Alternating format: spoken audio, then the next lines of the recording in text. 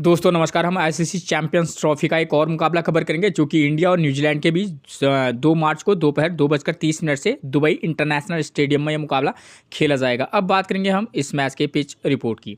दोस्तों pitch report की बात करें तो यहाँ की जो विकेट है, अगर मैं स्कोरिंग की बात करूँ तो यहाँ पर अधिकतर जो मुकाबले हो रहे हैं वो एक लो टोटल वाले मुकाबले हो रहे हैं। मतलब एवरेज स्कोर 230 के अराउंड वाले मुकाबले इस ग्राउंड पर ज़्यादा हो रहे हैं, ठीक है ना।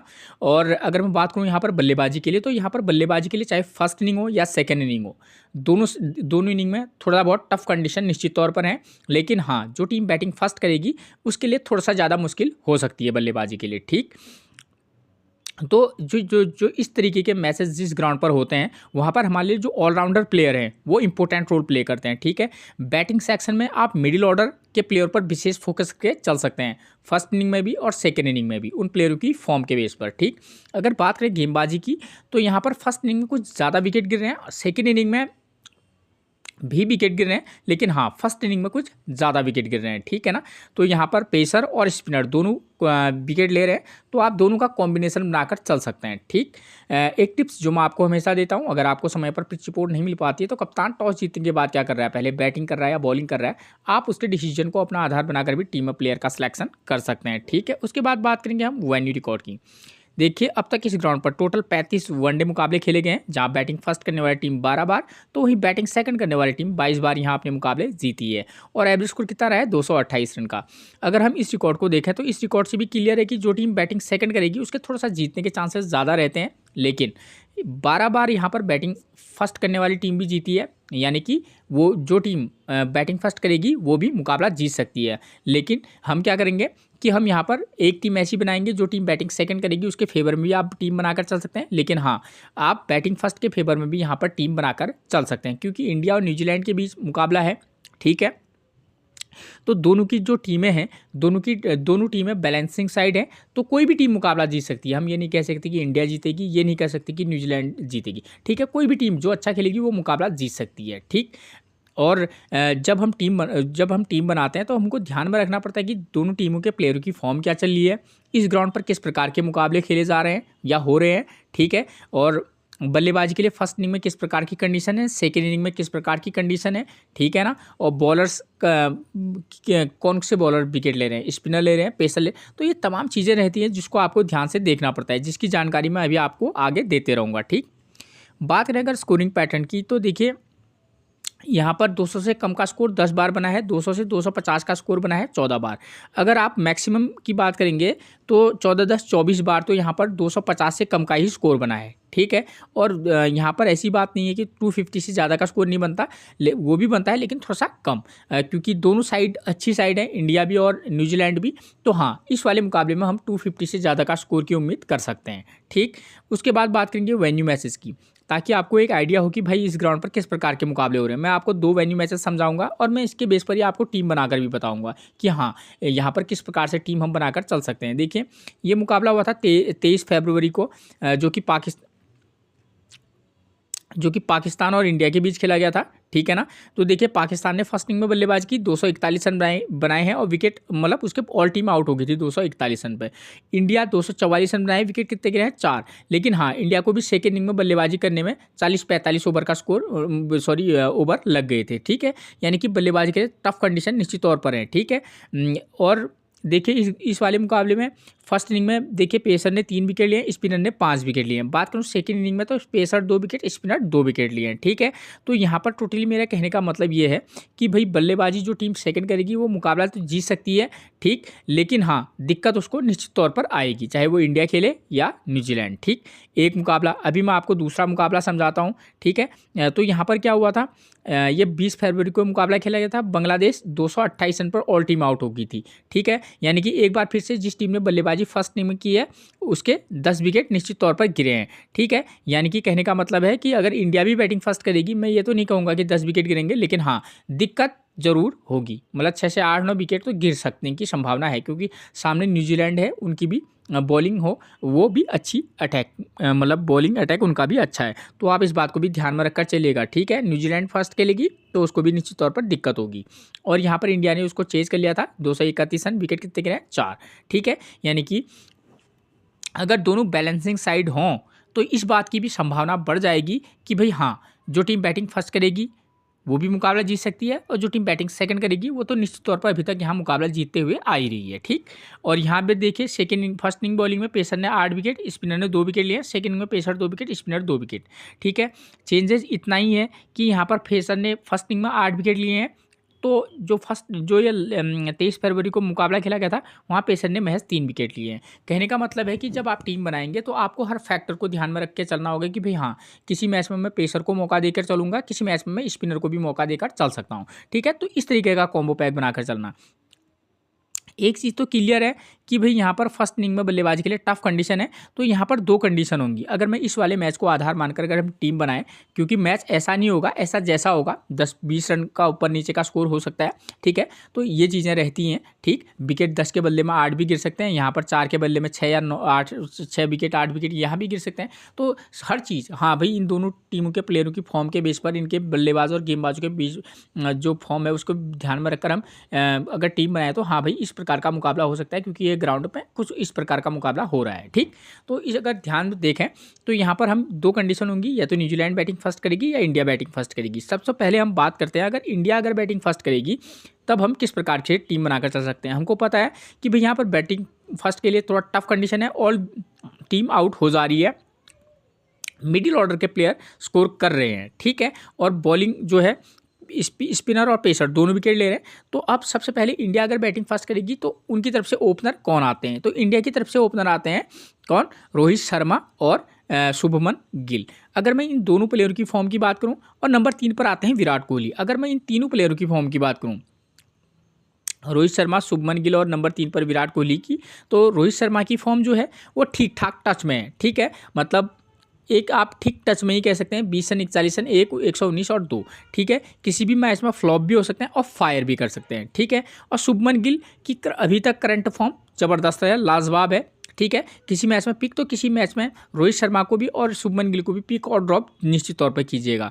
ठीक है, उसके बाद बात करें अगर हम विराट कोहली की, जो कि नंबर 3 पर मिलेंगे, ये इनकी फॉर्म ठीक टच में है। ठीक है, पिछले मैच में सेंचुरी किया है, उससे पहले 22, 52, 5, 6। ठीक है, अगर ओवरऑल बात करूं तो इन तीनों में से शुभमन गिल की फॉर्म अच्छी है। ठीक है, और विराट और रोहित की बात करूं तो ये ठीक टच में है, पर हाँ, थोड़ा सा विराट पर आप ट्रस्ट करके चल सकते हैं। ठीक, आप पिक और ड्रॉप तो निश्चित तौर पर कीजिएगा। अब नंबर 4 पर मिलेंगे श्रेयस अय्यर। ठीक है, इस ग्राउंड पर मिडिल ऑर्डर के जो प्लेयर हैं वो हमारे लिए इंपॉर्टेंट रोल प्ले निश्चित तौर पर करेंगे। तो श्रेयस अय्यर की फॉर्म की बात करूँ, 56, 15, 78, 44 और 59 रन। ठीक है, अच्छी फॉर्म में एक की प्लेयर की भूमिका में निश्चित तौर पर रहेंगे। ठीक, हार्दिक पांड्या और अक्षर पटेल, इन 2 प्लेयरों की बात करूँ तो हार्दिक पांड्या यहाँ पर अगर आप देखिए कि ये देखिएगा, एक तो ऑलराउंडर प्लेयर है, दूसरा इनकी फॉर्म भी कम से कम बॉलिंग से तो ठीक फॉर्म में है। ठीक है, और पेसर बॉलर को खासतौर पर सेकेंड इनिंग में पिच से बहुत ज़्यादा मदद नहीं है। ठीक है, तो किसी मैच में आप इनको पिक करना, तो किसी मैच में ड्रॉप निश्चित तौर पर करना, क्योंकि न्यूजीलैंड भी बैलेंसिंग साइड है। मैं ये नहीं कह रहा हूँ कि आप हर मैच में ड्रॉप करना, क्योंकि आपको एक आध टीम में डिफरेंट तो बनानी पड़ेंगी। तो ऐसे में आप हार्दिक पांड्या को खासतौर पर अगर ये सेकेंड इनिंग में बॉलिंग करेंगे तो आप इनको ड्रॉप कर सकते हैं, सेकेंड इनिंग में अगर बॉलिंग करेंगे तो। ठीक, उसके बाद बात करें अगर अक्षर पटेल की, तो अक्षर पटेल का करंट का form 3 run 1 wicket, 8 run 2 wicket, bowling से लगभग हर मैच में ये एक ड्रीम टीम के प्लेयर वाली भूमिका में निश्चित तौर पर रहते हैं। ठीक है, अब उसके बाद आती है केएल राहुल की बारी। केएल राहुल, ठीक, ये इंपॉर्टेंट रह सकते हैं, पर इनकी बैटिंग आ रही है 7वें नंबर पर। खासतौर पर अगर आप सेकेंड इनिंग में ये बैटिंग करेंगे, अगर तब आप इनको ड्रॉप करने का रिस्क लेंगे सेकेंड इनिंग में, अगर ये नंबर 7 पर बल्लेबाजी करेंगे तो। ठीक है, तो वहाँ पर आप इनको ड्रॉप करने का रिस्क ले सकते हैं। उसका एक ही रीज़न है दोस्तों कि सेकेंड इनिंग में थोड़ा सा क्या है, बल्लेबाजी के लिए अच्छी कंडीशन हो जा रही है, तो उस कंडीशन में आप नंबर 7 के प्लेयर को ड्रॉप करके चल सकते हैं। लेकिन हाँ, न्यूजीलैंड के खिलाफ मुकाबला है तो टीम इनको नंबर 7 पर तो नहीं उतारना चाहिए, ये मेरा अपना आकलन है। ठीक है, ये अक्षर पटेल से लाख गुना अच्छे बल्लेबाज हैं। ठीक है ना, ज़बरदस्त बल्लेबाज हैं, तो उस कंडीशन में आप इनको पिक करके जरूर चलिएगा। उसके बाद नंबर 8 पर मिलेंगे रविंद्र जडेजा। करंट की फॉर्म 1 विकेट 0 3 3 विकेट, ये इनका करंट का फॉर्म है।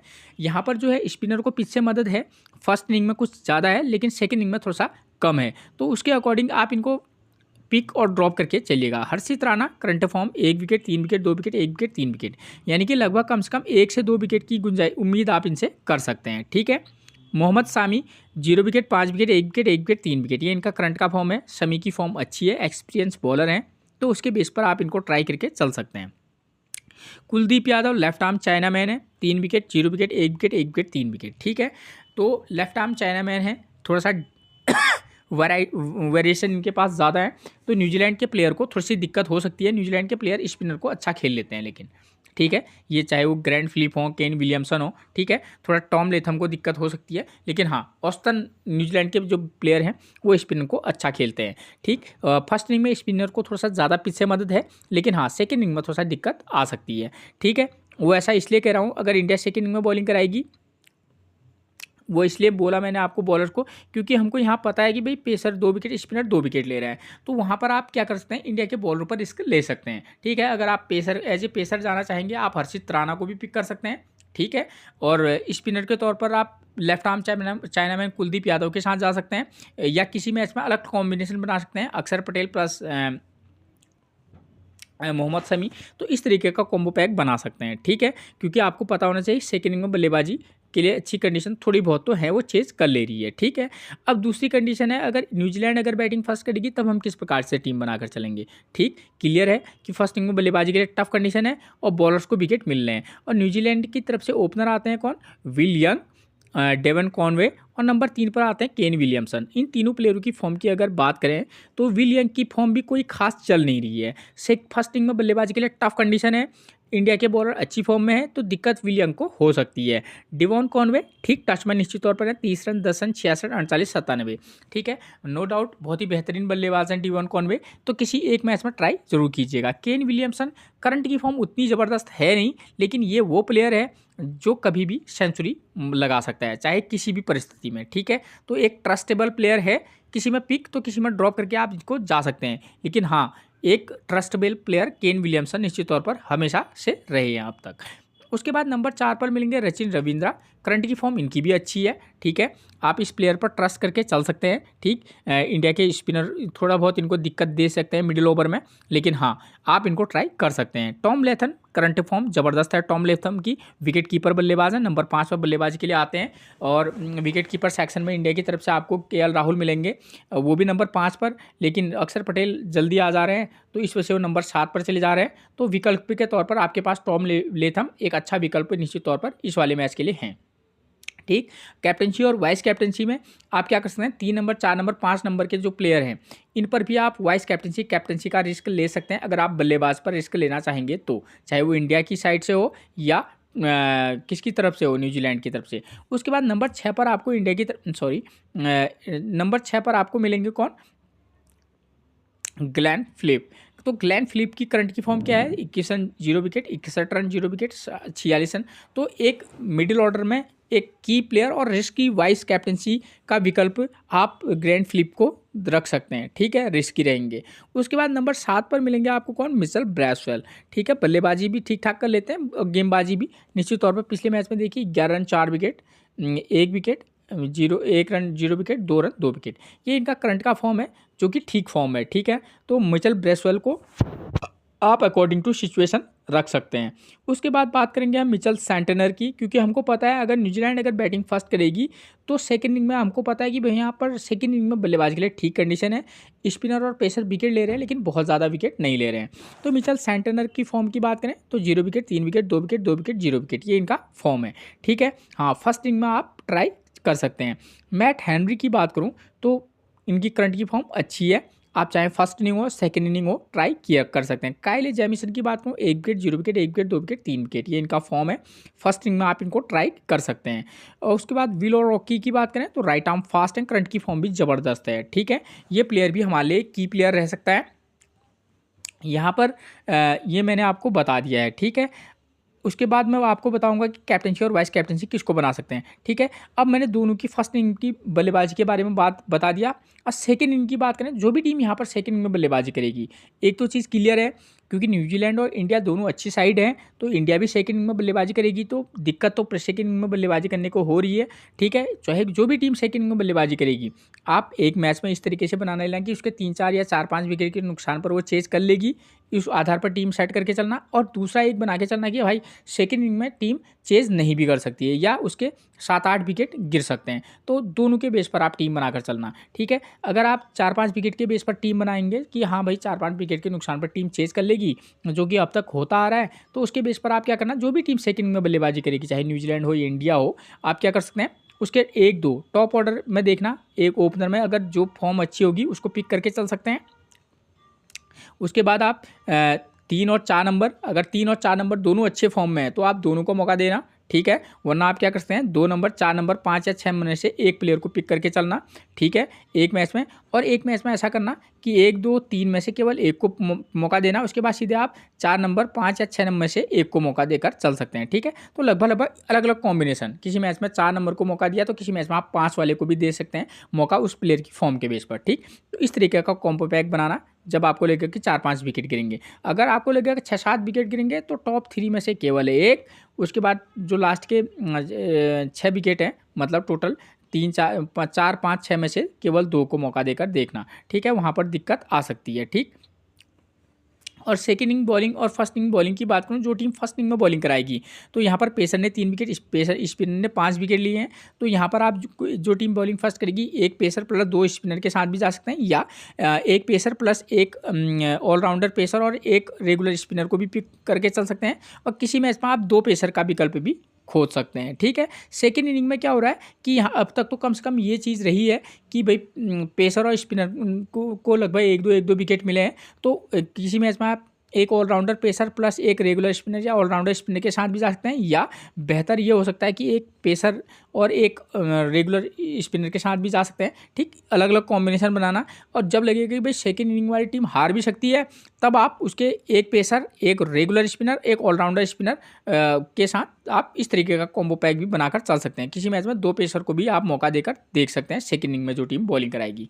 तो अब बात आती है कैप्टनसी और वाइस कैप्टनसी की, तो सीधी सीधी बात है यहाँ पर, बशर्ते यहाँ पर फर्स्ट इनिंग में पेसर ने 3 विकेट लिए हों, लेकिन नेक्स्ट वाला जो मुकाबला मैंने आपको आगे बताया था, यहाँ पेसर ने 8 विकेट भी लिए हैं।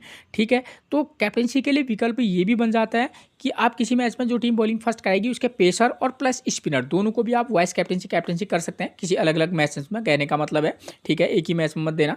ठीक है, आप पेसर और स्पिनर को दोनों को वाइस कैप्टनसी दे सकते हैं। ठीक है, तो और जो टीम बैटिंग की बात करें, तो जो टीम बैटिंग सेकंड करेगी, आप उसके बैट्समैन को भी वाइस कैप्टनसी ट्राई कर सकते हैं, खासतौर पर वो top order 2 number 3 number 4 number के प्लेयर को भी वाइस कैप्टनसी ट्राई कर सकते हैं जो टीम बैटिंग सेकंड करेगी। ठीक है, तो ये चीज़ें हो सकती हैं। ठीक, उसके बाद आपको क्या लगता है कि भाई इस तरीके का रिकॉर्ड है, उसके बाद इस तरीके का भी मुकाबला हो सकता है, तो अकॉर्डिंग टू सिचुएशन आप उनको टीम बनाकर प्लेयरों का सिलेक्शन कर सकते हैं, और उसके बेस पर ही आप टीम में कैप्टनसी और वाइस कैप्टनसी देना। ठीक है, अब प्लेइंग 11 की बात करूँ तो इंडिया की तरफ से नंबर 1 पर आते हैं रोहित शर्मा। करंट की फॉर्म देखिए आप, एक ठीक टच में है। ठीक, शुभमन गिल की फॉर्म अच्छी है। ठीक है, एक की प्लेयर रहेंगे, लेकिन बल्लेबाज क्या है, एक कभी कभी दिक्कत हो सकती है, तो अच्छी फॉर्म में बेशक हो, फर्स्ट इनिंग में तो बल्लेबाजी के लिए दिक्कत हो रही है, तो शुभमन गिल अगर बैटिंग फर्स्ट करेंगे तो एक किसी मैच में पिक तो किसी में ड्रॉप करना। विराट कोहली एक अच्छे टच में है। विराट कोहली जब फॉर्म में आते हैं तो लगभग फिर अच्छा ही खेलते हैं। ठीक है, तो टॉप 3 में से अगर बात करूं तो विराट कोहली और शुभमन गिल की फॉर्म थोड़ा ट्रस्टेबल है, लेकिन आप रोहित शर्मा को भी किसी मैच में पिक करके चलना, खासतौर पर बैटिंग सेकंड करेंगे तो। ठीक है, तो और विराट कोहली और शुभमन गिल एक ठीक टच में निश्चित तौर पर हैं। ठीक, उसके बाद नंबर 4 पर रहेंगे कौन, श्रेयस अय्यर। करंट की फॉर्म ज़बरदस्त है, आप इस प्लेयर पर फोकस करके चल सकते हैं। ठीक है, आप इस प्लेयर के साथ रिस्क ले सकते हैं। ठीक, और वाइस कैप्टनसी का अगर रिस्क लेना चाहें तो किसी मैच में ले सकते हैं। हार्दिक पांड्या अगर फर्स्ट इनिंग में बॉलिंग कराएंगे तो वहाँ पर हमारे लिए, क्योंकि फर्स्ट इनिंग में पेसर को भी विकेट मिल रहा है। ठीक है, और नंबर 5 पर बल्लेबाजी करने आते हैं तो उपयोगी प्लेयर हो सकते हैं। अक्षर पटेल की बात करूँ तो अकॉर्डिंग टू सिचुएशन कि भाई फर्स्ट इनिंग में खेल रहे हैं, सेकेंड इनिंग में खेल रहे हैं, उसके बेस पर ही पिक करना, वरना ड्रॉप करके चल सकते हैं। केएल राहुल खासतौर पर बैटिंग फर्स्ट करेगी टीम इंडिया, तो वहाँ पर दिक्कत हो रही है फर्स्ट इनिंग में, तो उसमें केएल राहुल इंपॉर्टेंट पिक बनेंगे। रविंद्र जडेजा, ठीक है, सेकेंड इनिंग में अगर गेंदबाजी करने का मौका मिलेगा तो शायद आप इनको ड्रॉप करके भी चल सकते हैं, लेकिन फर्स्ट इनिंग में रिस्क लिया जा सकता है, ठीक, क्योंकि अब एक ही टीम के सभी प्लेयरों को मौका दे नहीं सकते, तो अलग टीम में अगर आप टीम बनाएंगे तो आप इनको मौका देकर देखिएगा, ठीक है, क्योंकि न्यूजीलैंड के जो प्लेयर हैं वो भी अच्छी फॉर्म में हैं, ठीक है। हर्षित राणा, अभी तक करंट फॉर्म इनकी अच्छी चल रही है। मोहम्मद शामी 0-5-1-1-3, ये इनका करंट का फॉर्म है। हर्षित राणा हो, मोहम्मद शामी हो, ठीक है, ये इंपॉर्टेंट रहेंगे खासतौर पर जब ये बॉलिंग फर्स्ट कराएंगे, ठीक। और कुलदीप यादव की बात करूँ, लेफ्ट आर्म चाइना मैन है, फर्स्ट इनिंग में बॉलिंग कराएंगे तो नो डाउट एक इंपॉर्टेंट पिक रहेंगे, ठीक है। सेकेंड इनिंग में भी पेसर भी विकेट ले रहे हैं, स्पिनर भी विकेट ले रहे हैं, लेकिन हाँ थोड़ा सा कम विकेट ले रहे हैं, तो आप टीम अलग अलग तरीके से जो मैं आपको आगे बता चुका हूँ उसके बेस पर ही आप इनको पिक और ड्रॉप करके चलिएगा। न्यूजीलैंड की तरफ से नंबर 1 पर आते हैं विलियम। करंट की फॉर्म उतनी कोई खास चल नहीं रही है, एक सेंचुरी इन्होंने ज़बरदस्त मारी जरूर है, लेकिन हाँ उससे पहले और न उसके बाद इन्होंने कोई उतना अच्छा प्रदर्शन किया नहीं है। बैटिंग सेकंड करेंगे तो ट्राई करके चल सकते हैं, क्योंकि एक ही कंडीशन है कि सेकंड में थोड़ा बल्लेबाजी ईजी है, ठीक है, तो वहाँ पर ट्राई किया जा सकता है, वरना ड्रॉप करके चल सकते हैं। डेवन कॉनवे, करंट की फॉर्म अच्छी है, ठीक है, फर्स्ट इनिंग हो या सेकेंड इनिंग हो, ये प्लेयर अच्छा प्लेयर है, तो आप इनको ट्राई कर सकते हैं। फर्स्ट इनिंग में चाहे तो ड्रॉप करने का किसी मैच में रिस्क भी ले सकते हैं। केन विलियमसन, करंट की फॉर्म बेकार चल रही है केन विलियमसन की, लेकिन ये प्लेयर एक ट्रस्टेबल प्लेयर है, किसी मैच में आप पिक तो किसी में ड्रॉप करके जरूर चलिएगा। रचिन रविंद्रा 112, 25, 48, करंट की फॉर्म अच्छी है, ठीक, मिडिल ऑर्डर के प्लेयर है, एक अच्छी पिक बन सकते हैं। Tom Latham of Grand Phillip की बात करूं तो इन दोनों की फॉर्म अच्छी चल रही है, तो एक इंपॉर्टेंट पिक दोनों ही प्लेयर रहेंगे। उसके बाद नंबर 7 पर मिलेंगे मिचेल ब्रेसवेल, ठीक है, अकॉर्डिंग टू सिचुएशन आप इनको पिक और ड्रॉप करना, खासतौर पर फर्स्ट इनिंग में गेंदबाजी करेंगे तो ये मिचेल सेंटनर हो, इन दोनों में से एक को पिक करके चल सकते हैं।